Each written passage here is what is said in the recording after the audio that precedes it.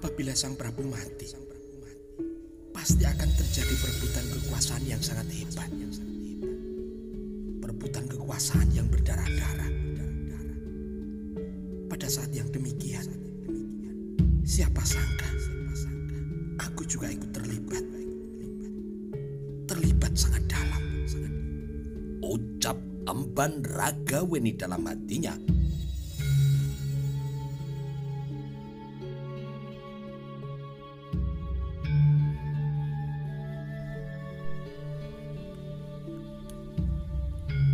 Dengan rinci, Sri Sudewi kemudian menceritakan rangkaian peristiwa yang terjadi sambil melontarkan kejengkelannya yang luar biasa karena Kusumawardhani telah membuat hatinya sangat kecewa.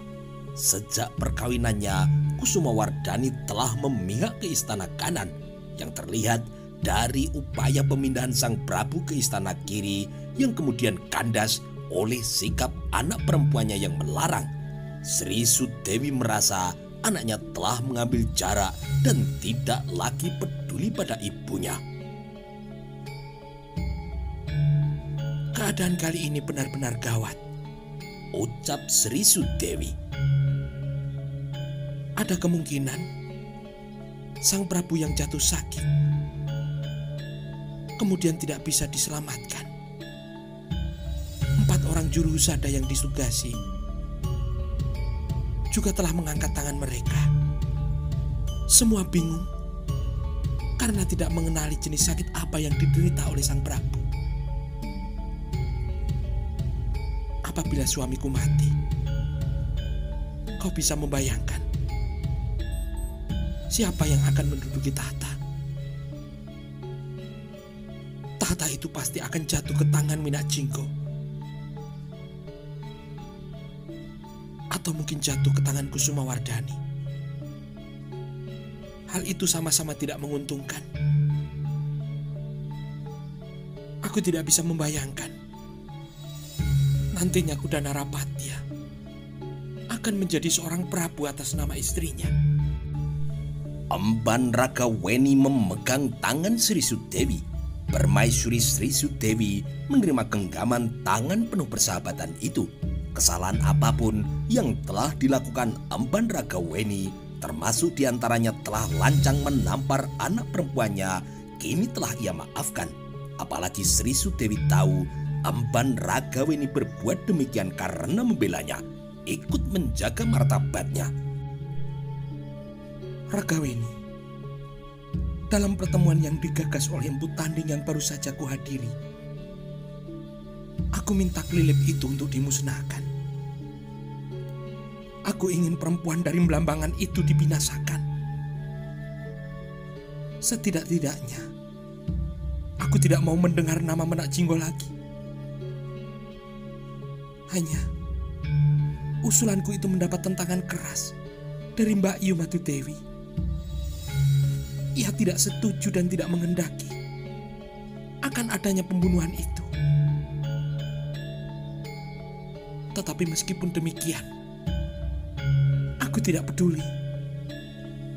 Pendek kata, aku ingin perempuan Belambangan itu dibunuh. Hening kini mengalir memberi jeda waktu. Suara yang kemudian adalah suara para katak yang merasa gembira oleh turunnya hujan. Dari kolam yang terletak di belakang terdengar suara yang sangat riuh bersaut-sautan. Cengkeret yang biasanya bersuara paling keras kini telah terbungkam mulutnya. Itu adalah gagasan yang bagus. Sudah lama sebenarnya ku pendam keinginan seperti itu. Hal yang selama ini tidak mungkin dilakukan karena berhadapan dengan Sang Prabu. Namun dengan Sang Prabu berhalangan, gagasan itu adalah tindakan yang paling masuk akal yang bisa kita lakukan. Tidak sekedar gagasan, tetapi benar-benar harus dilakukan. Jika Menak Jinggo bisa dihabisi, maka akan selesailah segala persoalan yang ruwet itu. ucap Emban Ragaweni. Sri Sudewi mengangguk dengan perasaan senang dan lega. Ia melihat Emban Ragaweni yang banyak akal itu benar-benar bisa diandalkan. Dalam beberapa hal tanpa harus diberitahu, ia tahu apa yang harus dikerjakan. Emban Ragaweni bisa diandalkan untuk mengimbangi sepak terjang penghuni istana kanan. Bahkan sanggup menakut-nakuti Bini Haji secara langsung. Suatu hal yang tidak mungkin dilakukan para emban yang lain, bahkan oleh prajurit sekalipun. Sudewi, menurutku ada satu lagi tambahan orang yang harus dilenyapkan. Kuda Narapatia yang muncul dan membalap dari arah samping itu juga harus dibinasakan. Ia benar-benar merusak semua rencana yang telah disusun. Orang yang tidak memiliki darah rajasa itu tidak boleh naik tahta.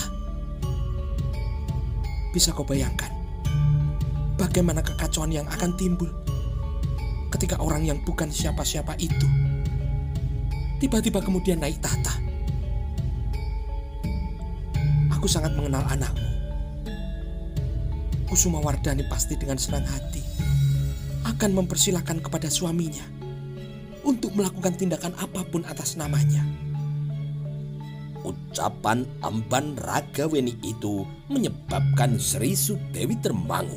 Permaisuri Paduka Sori Sri Sudewi kemudian menggeleng dengan lunglai. Dengan segera alis Sri Sudewi mencuat. Kenapa Sudewi? Apa kau tidak sependapat? Tanya Emban Ragaweni. Sri Sudewi tidak dengan segera menjawabnya. Tarikan nafas berat yang dilakukannya menjadi pertanda adanya masalah yang mengganjal di dadanya. Kenapa? Ulang Emban Ragaweni. Sri Sudewi berdiri untuk berjalan mondar-mandir. Setelah berpegangan pada sandaran kursi, perempuan itu kemudian duduk kembali. Soal kuda Narapatia, aku kurang sependapat denganmu. Apa yang kau usulkan tadi juga telah disampaikan oleh Nertaja. Gagasanku agar Menak Jinggo dihabisi adalah karena aku tidak ingin tahta itu jatuh ke tangannya. Sementara gagasan Nertaja agar Narapatia dihabisi adalah untuk membuka kesempatan bagi Wikramawardhana yang akan mengawini Kusumawardhani. Namun di kedalaman hatiku muncul juga perasaan yang lain. Selama ini hidupku sudah sangat menderita. Ketika aku melihat Kusumawardhani begitu bahagia dengan perkawinannya, lambat laun muncul rasa bahagia dalam hatiku. Aku tidak bisa ingkar. Aku merasa senang ketika melihat Kusumawardhani senang. Aku bahagia ketika melihat Kusumawardhani bahagia dengan lelaki yang menjadi pilihannya. Emban Ragaweni kini tertegun. Kau boleh menggerakkan siapapun orang yang bisa kau dalangi untuk kemudian menghabisi Menak Jinggo. Tetapi jangan kau usik kuda Narapatia. Emban Ragaweni seketika merasa isi dadanya penuh. Ia sangat tidak sependapat dengan apa yang disampaikan oleh Sri Sudewi. Namun Emban Ragaweni tidak mengutarakan ketidaksetujuannya itu. Baginya pembunuhan kuda Narapatia harus dilakukan karena bisa membelokkan arah perjalanan kekuasaan. Jika kuda Narapatia dibunuh, nantinya aku akan melihat anakku menderita. Apalagi jika Kusumawardhani hamil. Aku tidak sependapat dengan gagasan untuk melenyapkan kuda Narapatia itu. Meskipun tidak ada ucapan apapun, Emban Ragaweni memandang Sri Sudewi atas nama isi hatinya. jika kekuasaan itu jatuh ke tangan Kusumawardhani, itu adalah karena tahta itu memang haknya. Ketika dulu nenekku berkuasa, kakekku juga tidak menjadi raja atas nama nenekku. Emban Ragaweni tidak ingin membantah pendapat itu. Namun Emban Ragaweni tidak mungkin melupakan apa yang diucapkan Kuda Narapatya ketika ia berada di Pakunjaran. Ketika itu ia berniat merayunya agar mau menolongnya meloloskan diri dari hukuman mati. Siapa sangka justru Kuda Narapatya itulah orang yang selama ini membuatnya penasaran. Masih terngiang-ngiang di gendang telinganya ucapan dari Kuda Narapatya.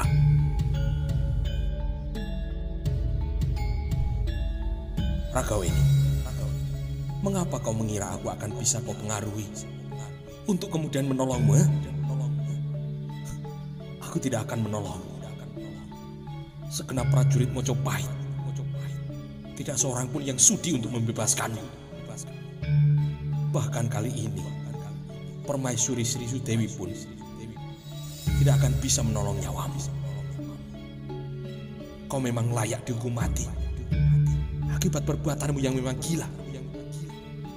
Kau telah berani kurang ajar pada Sekar Kedaton.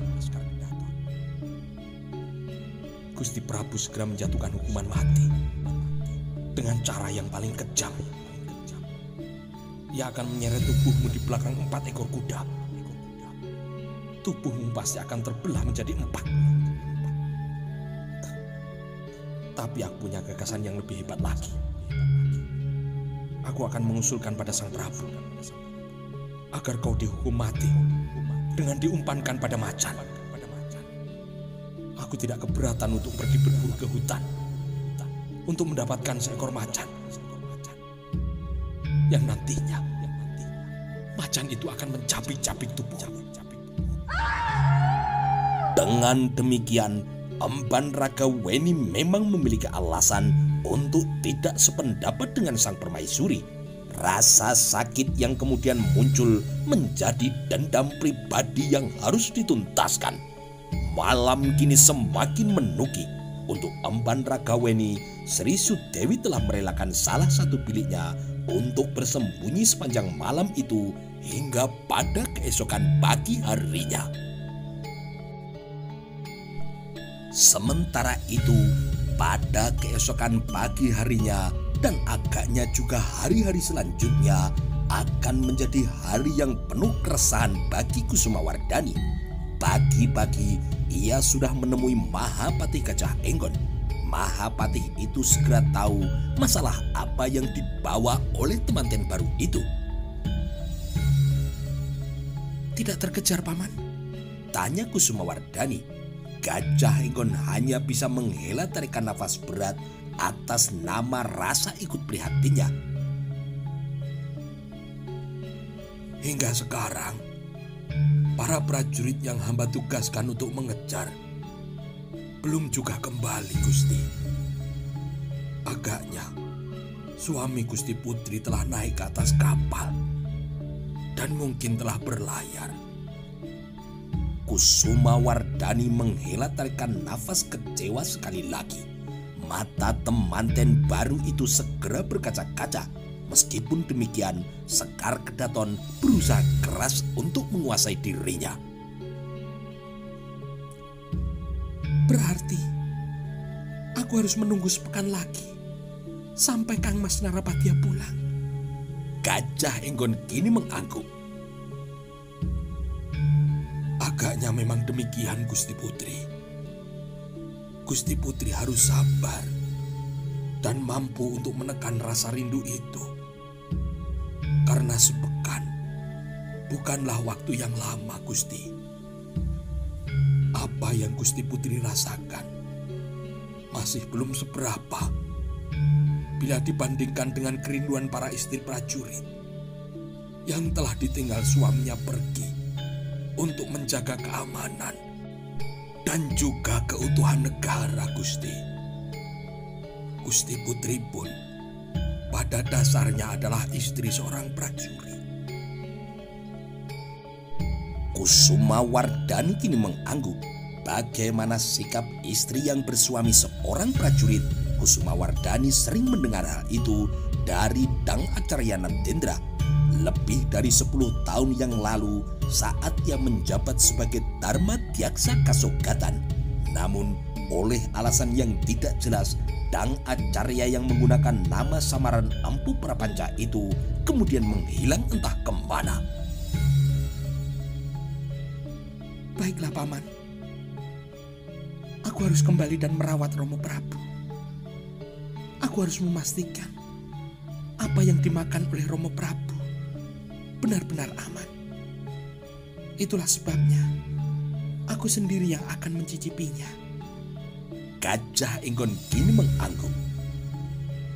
Silakan Gusti Putri, jawab Mahapatih Gajah Enggon. Sejak berada dalam perawatan Brahmana Pangpang, keadaan Prabu Hayam Wuruk sedikit agak membaik. Nafasnya tidak lagi tersengal-sengal dan matanya tidak lagi berair. Semula Kusuma Wardani mengira romonya menangis karena rasa sakit yang menderanya. Apa yang diduga itu ternyata salah. Mata yang selalu berair itu menjadi salah satu ciri dari penyakitnya. Dengan cermat, Kusuma Wardani memperhatikan keadaan romonya dan merasa sangat bersyukur karena pertolongan itu datang pada saat yang tepat. Menyadari keberadaan sang Prabu di Bali Jene menjadi tarik ulur para kerabat, Kusuma Wardani harus pintar-pintar mengatur waktunya untuk kunjungan dari banyak pihak. Siang hari adalah waktu bagi kerabat utama untuk datang menengoknya. Sementara malam hari, seperti permintaan Binyaji, adalah waktu bagi keluarganya untuk menunggui. Dan tidak ada lagi kejadian yang luar biasa di hari itu, bahwa ternyata Hayam Wuruk mampu bertahan menghadapi kematian, membuat para abdi, baik perempuan maupun lelaki, merasa sangat gembira. Para emban yang semula cemas kini berangsur-angsur merasa tenang. Pun demikian dengan segenap prajurit dan para pejabat negara. Atas keputusan Sekar Kedaton, perawatan terhadap raja akhirnya hanya dilakukan oleh Brahmana Pangpang. Para juru husada yang lain yang dianggap bisa menjadi celah bahaya yang bisa menimpa sang raja kemudian diminta pulang ke tempat asal masing-masing. Berita tentang kehadiran mertua sang raja itu langsung mengambil alih pengobatan, menjalar kemana-mana dan menjadi bahan pembicaraan siapapun. Sehari kemudian lewat lagi. Dalam waktu sehari yang lewat itu juga tidak terjadi peristiwa yang luar biasa. Perkembangan kesehatan sang Prabu masih menjadi pusat perhatian semua pihak. Namun hingga sejauh itu penyakit aneh yang melumpuhkan itu belum juga disembuhkan menyeluruh. Prabu Hayam Wuruk masih lunglai lemas, tidak mampu untuk mengangkat tangannya. Bahkan ia tidak mampu untuk berbicara. Prabu Hayam Wuruk kini juga mengalami kesulitan untuk menggoyang lidahnya. Tindakan Kusuma Wardani yang menjaga ketat makanan romonya kemudian juga menjadi pembicaraan tersendiri. Kasak kusuk kini terjadi di antara para abdi perempuan dan abdi laki-laki. Tadi pagi, kiriman makanan datang dari Ibu Suri Dihawiyat. Tetapi, Gusti Putri Kusuma Wardani benar-benar tidak peduli makanan itu datang dari mana asalnya. Akulah yang diminta untuk mencicipi makanan yang benar-benar lezat itu. Baru setelah diyakini tidak ada racun atau kandungan apapun, sang raja baru boleh disuapi. Ucap Emban Tritandi. Emban Tarangsri tidak bisa mengendalikan rasa herannya. Sebenarnya aku merasa heran. Apakah menurutmu memang ada pihak-pihak yang akan meracuni Gusti Prabu? Siapa yang sanggup untuk melakukan itu? Kerabat mana yang akan berbuat? Bisik Emban Tarangsri. Emban Tritandi tidak segera menjawab pertanyaan itu. Ia butuh waktu untuk lebih dulu menimbangnya. Sebaiknya kita belajar pada apa yang terjadi di Singosari. ketika berbicara masalah kekuasaan, orang bisa lupa pada saudaranya sendiri. Saling bunuh itu bisa terjadi. Dulu pendiri Wangsa Rajasa tega membunuh banyak orang untuk kemudian bisa meraih kekuasaan. Ken Arok telah membunuh banyak orang demi untuk meraih kekuasaan itu. Masalah kemudian muncul ketika Ken Arok beristri Ken Umang dan Ken Dedes. Keadaannya mirip dengan Sang Prabu yang sekarang beristri dua.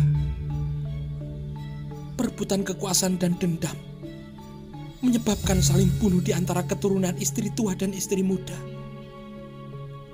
Tohjaya membunuh Anusapati, disusul Ranggawuni dan Mahesa Cempaka yang membalas dendam.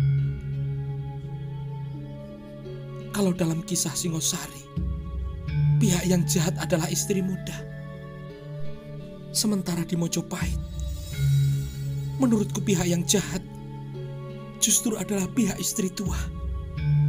Emban Tarangsri kini mengangguk perlahan. Tetapi, untuk soal jahat dan baik itu, tergantung dari arah mana kita melihatnya. Kalau dari sudut pandang Permaisuri, apalagi dari sudut pandang Ragaweni, pihak yang jahat itu adalah istri muda.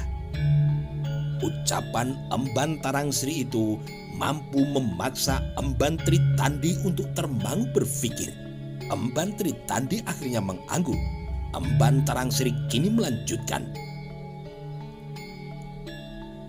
Belajar dari apa yang terjadi di Singosari. Maka dari itulah, Sekar Kedaton mengambil sikap yang sangat berhati-hati. Sekar Kedaton curiga, orang yang gila seperti Ragaweni itu bisa berada di mana-mana. Aku menyesalkan mengapa Emban Ragaweni yang sudah jelas-jelas berbuat jahat itu kemudian malah diampuni. Seharusnya ia dihukum mati. Dengan ia dibebaskan, apabila Sang Prabu tidak tertolong lagi, aku yakin ia akan kembali. Dan itu akan menjadi masalah besar bagiku. Dan bahkan juga bagimu. Lebih-lebih menurut perkiraanku, ia bisa menjadi pengganggu ketenangan rumah tangga Sekar Kedaton. Ingatan Emban Tarangsri dan Tritandi segera tertuju pada Emban Sontrang. Emban itu nasibnya sungguh sangat buruk sejak ia berselisih dengan Emban Ragaweni. Emban itu kemudian hilang dan tidak diketahui keberadaannya. Kasak Kusuk mengatakan pada suatu malam sekelompok orang yang tidak dikenal diduga prajurit datang untuk menjemput Emban Sontrang. Emban yang telah berani bersuara lantang dalam menghadapi kekuasaan Emban Ragaweni itu konon kabarnya dikubur hidup-hidup. Sejak saat itu siapapun harus berhati-hati jika berhadapan dengan Emban Ragaweni. Ucapan yang sebenarnya sekedar canda itu mungkin bisa berubah menjadi malapetaka. Dan kegelisahan hari itu kini berlalu beralih di kemudian hari. Kusumawardhani menghitung dan memperkirakan perjalanan suaminya pasti telah sampai di Blambangan. Masih dalam angan-angan Kusumawardhani, kuda Narapatya pasti sudah turun dari kapal yang didaratkan pada sebuah teluk yang bernama Pangpang.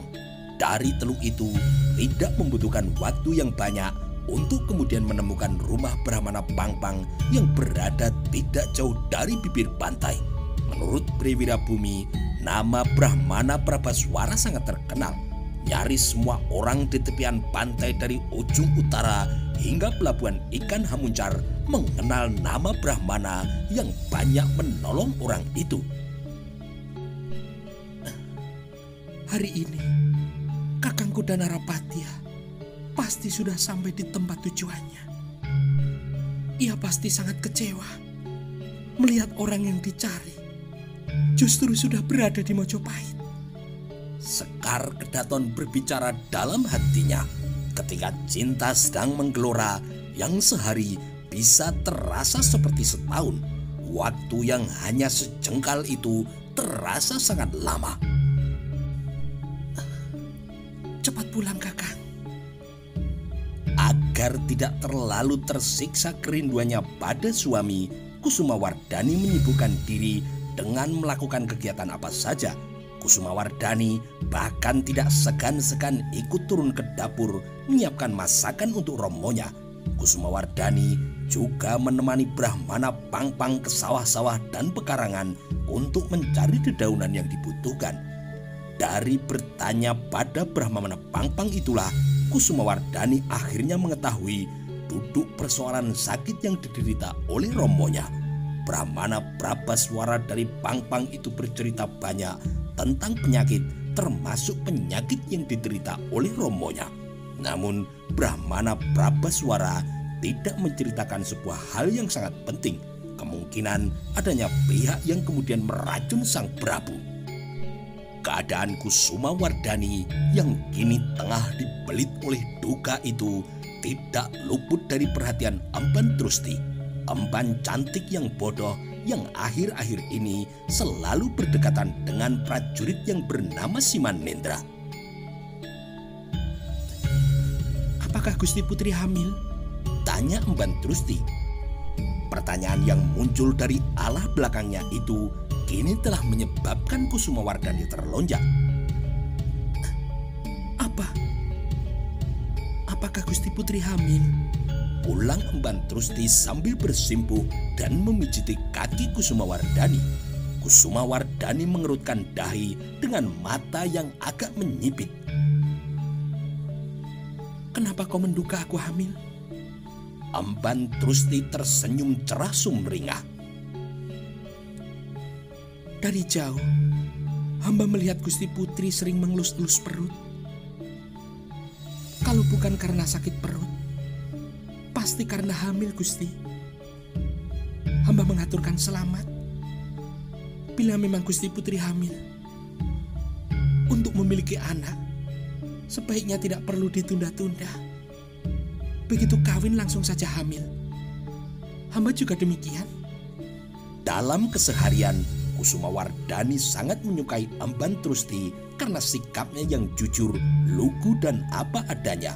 Ketika emban lain menjaga diri agar tidak berbicara keceplosan, dengan ringan Emban Trusti bisa berbicara blak-blakan tanpa merasa sungkan.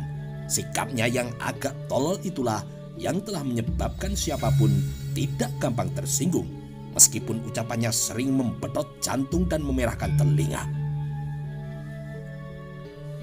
Jadi bagaimana? Apa benar Gusti Putri hamil? Kusumawardhani tidak segera menjawabnya.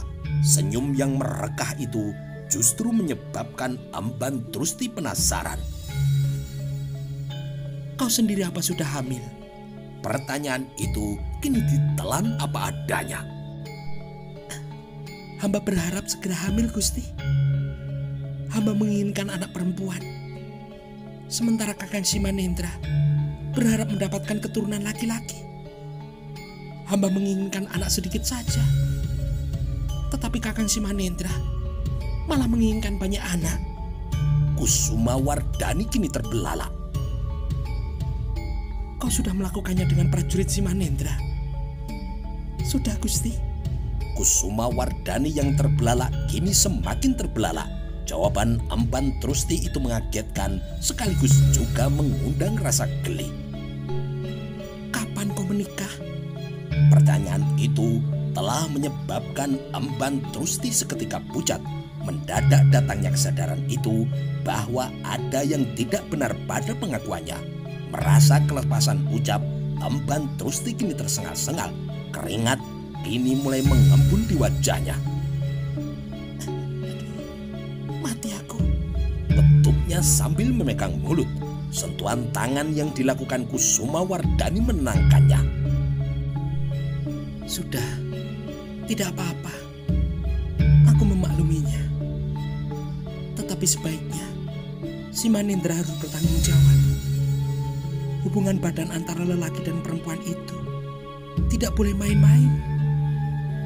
Apabila perlu, kau panggil Simanendra untuk menghadap kepadaku.